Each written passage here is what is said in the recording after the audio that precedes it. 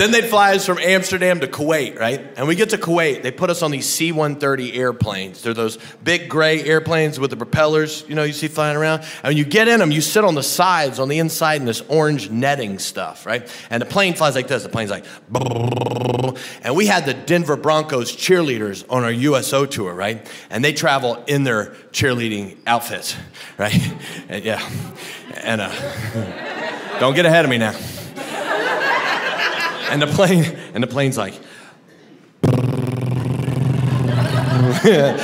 and the girls are like, and the plane's like, and they're like, and it's like, I'm like, let's go Broncos!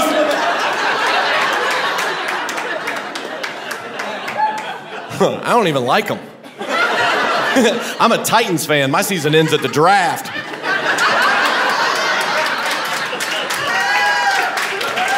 Yeah. And when I got home, my mom was she's like, because I'm like, I travel all the time, it's hard. And my mom looks at me and she goes, you know what, honey? She goes, I thought you'd go back to teaching. Now, first of all, I was not a good teacher. I taught, but I wasn't, you know, like, well, first of all, the first time I ever had to teach a class, I had to substitute teach, right?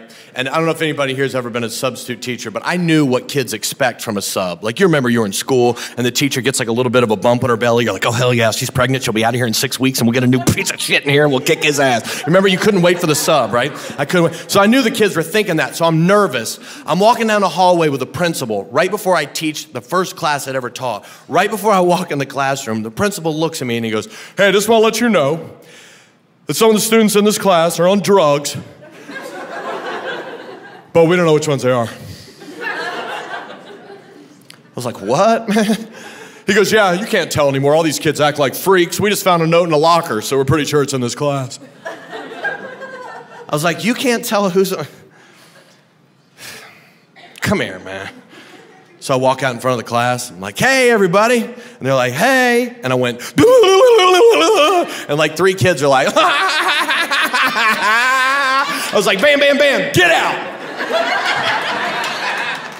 The kids are walking out. They're like, traitor. I'm like, whatever, dude, beat it. I got a job.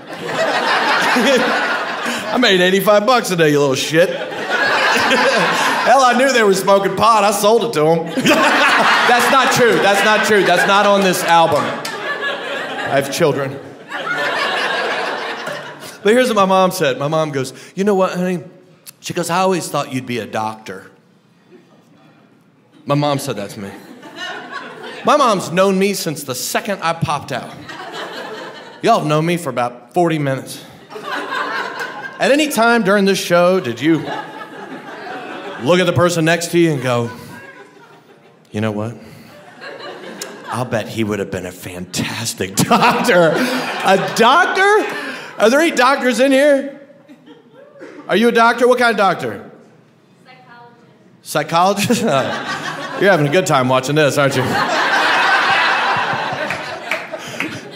I told my mom, I'm like, I couldn't be a doctor for 2 reasons. 1, school. 2, I giggle at shit. Like, you can't be a real doctor if you giggle. You know what? I couldn't be in my office sitting there and some woman comes in and she's like,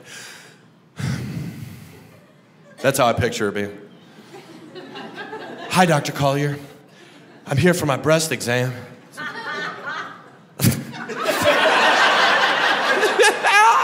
You're damn right you are.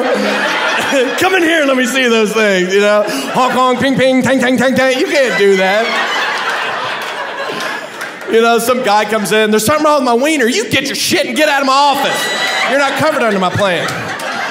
Should have gone gold. Now tell your wife to come back in here and let me check them titties again. You know what I mean?